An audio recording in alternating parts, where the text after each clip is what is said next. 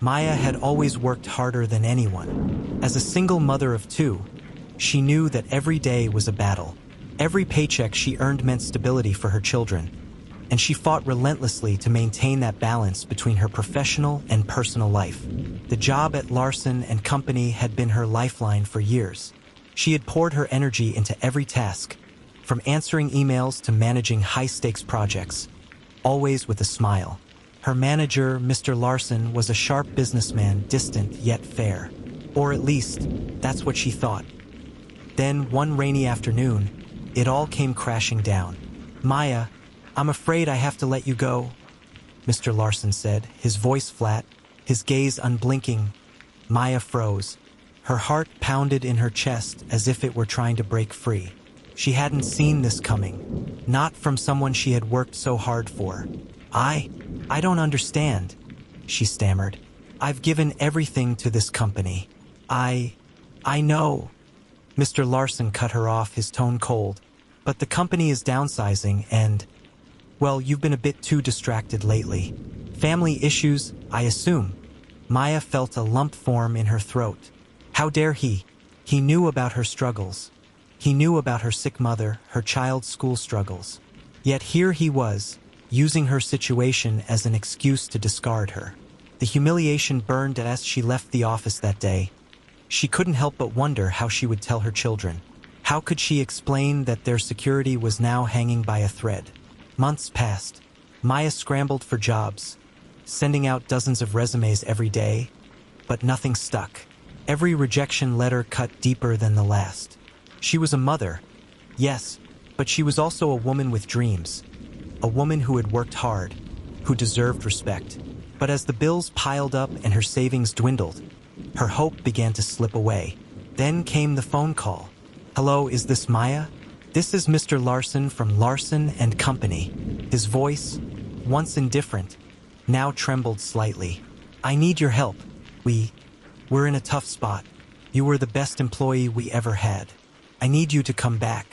Please." Maya's heart sank, her mind racing. She was furious. Yet, in the pit of her stomach, a spark of curiosity ignited. "You want me to come back? After everything?" "Yes," he said, almost pleading.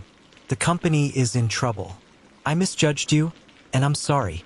You were the one who kept it running. I need your expertise. Please, Maya, I've made a mistake. I'll pay you what you're worth. More than before. Please." Maya sat in silence. The betrayal, the months of struggle, the rejection, it all came rushing back.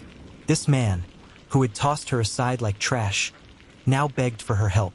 A mix of emotions swirled inside her. Anger, betrayal, but also a fierce sense of justice. Maya stood in front of the office building weeks later, dressed in a sleek, professional suit. She wasn't the same woman who had walked out that fateful day. She had changed. Her resolve was stronger than ever. She had spent the past months building herself up, learning new skills, networking, and realizing her worth. Inside, she was led to Mr. Larson's office. He stood by the window, staring out at the city, his posture rigid, as if the weight of the world rested on his shoulders. When he turned to face her, his expression was one of guilt. "Maya, Save it," she interrupted, her voice steady. "I've heard enough apologies to last a lifetime." He blinked, caught off guard. Then, "Why are you here?" Maya took a deep breath and walked toward the desk. "I'm here because you need me. But make no mistake, I'm not doing this for you. I'm doing this for me, for my children, and for the women out there who get pushed aside because of their circumstances." Mr. Larson nodded, almost defeated. "I understand." But Maya wasn't done yet. She had one card left to play, one twist that would make this moment unforgettable. "I'll take the job, but on one condition." He looked up, eager. "Anything. What do you want?" "I want to raise a big one, and I want full control over the department. I want to lead the team and be the one making the decisions. Not you. And if I deliver results, I want a promotion." Mr. Larson hesitated. She could see the gears turning in his head. He knew he had no choice but to agree, especially after the financial hit the company had taken. "You've got it," he said with a sigh. "Just, please save us." Maya took charge of the department with a precision and determination that left everyone in awe. Within months, she turned the entire team around. She increased efficiency, cut costs, and brought in new clients, all while maintaining her leadership with grace and authority. It wasn't long before Larson and company started seeing profits once again. But Maya didn't stop there. One afternoon, as she walked through the office, she overheard a conversation between two senior executives. "I can't believe he had to beg her to come back. She's doing all the work and he's getting the credit.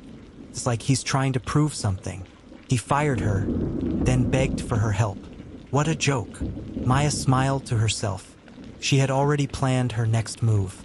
In the coming months, she started interviewing for positions elsewhere, high-level positions, with companies that saw her value.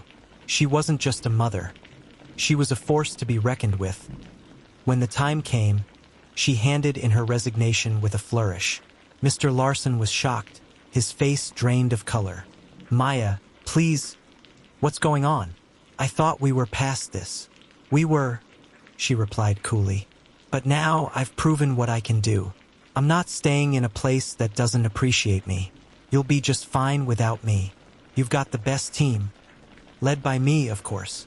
And with that, Maya walked out of Larson and Company, leaving behind the company she had built and the man who had underestimated her.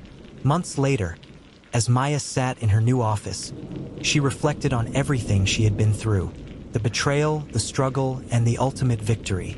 She had taken back control of her life, and in doing so, she had become a symbol for others. As for Mr. Larson, the company he once held together began to crumble. Without Maya's leadership, the team fell apart, and Larson and Company soon found itself on the brink of bankruptcy. It was a long road down, but Maya wasn't interested in watching. She had moved on. For Maya, it wasn't just about the job or the money. It was about reclaiming her dignity, about showing the world that a single mother could rise, that she could thrive, and that justice would always be served. And as she looked out at her new office window, a soft smile spread across her face. It was her time now,